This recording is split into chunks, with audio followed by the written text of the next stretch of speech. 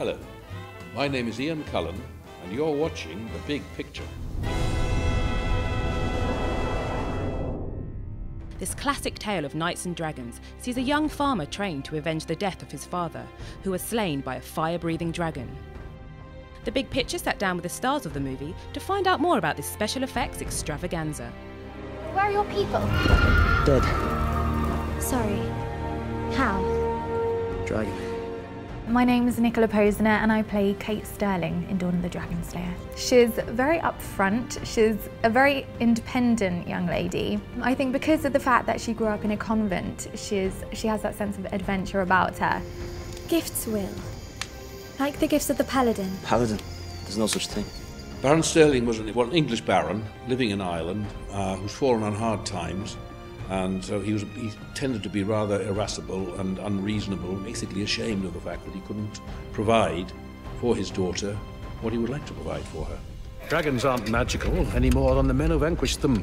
They can be slaughtered like any other beast. We'll do it now, like they did it then. I'm not sure what it is about dragons that makes it so popular, but I'm a fan of that particular moment in, not necessarily history and mythology, and I just love the magical aspects of it. It's deeply in our psyche to be aware of dragons, rather like ghosts and other things. They're part of our nature. We don't mock them because they might turn up and bite us. Rather like fairies and elves and leprechauns and all that sort of stuff. Could just be true.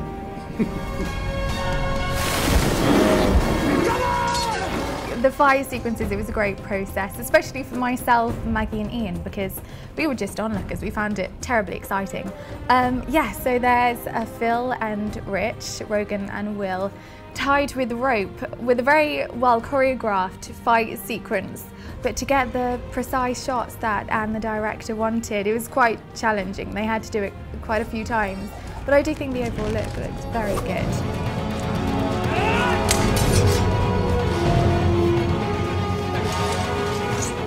Yeah, there's a terrific amount of action in the movie, apart from the dragon burning people up and generally flying around us having to fight the dragon. The two characters, Rogan and Will, who are at loggerheads, they have some terrific fight scenes. No one comes close to a dragon without dying. Unless, of course, they slay the beast themselves. The relationship with her father's quite up and down. She wants to do what Baron Sterling says, her father, but at the same time she's independent, and I think she thinks she knows what's best for her. Kate! Kate, get back! Kate, get back! We did have quite a few fun scenes. There's a slap in there somewhere and a sword. But other than that relationship with my father, it was brilliant to work alongside. But I think she was a bit scared in that scene because I really went for it. I seem to remember lifting that sword. I think she thought she was going to get stuck with a sword. Robert! Every place you looked, the view was just incredible. And the castles, they were actual ruins. It was the real deal, no CGI. It was amazing. It was quite haunting being in those places. The castle itself was a ruin. There are lots of ruined castles scattered all over Ireland. The CGI, when I first saw it, I was taken back, but in a very good way. I didn't expect it to look so realistic. I think there's a shot in the trailer where the dragon's clinging on to the side of the castle, and yeah, I was very, very excited to see that because it's just that extra element, especially because you don't see these moments when you're acting alongside them. There was a bit of blue screen involved and looking in certain directions, so it was wonderful to see it all put in place. And the director of Dawn of the Dragonslayer, Anne K. Black, I think she's a fantastic director and she was lovely to work with. It's very exciting that it's just won Best Fantasy Film over in LA. I think that's hopefully just the beginning and there's many more awards to come. So why do the stars think audiences will enjoy the film? Because I'm in it. Why else?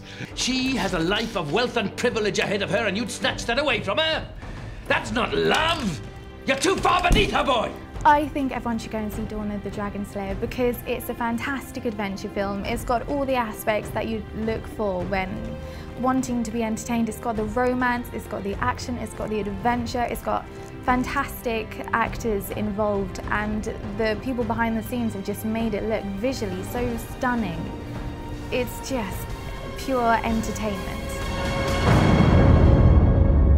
Very few have all gifts, but all have one. And that's a little bit of devilry. Dawn of the Dragonslayer is released on Blu-ray and DVD on February the 13th.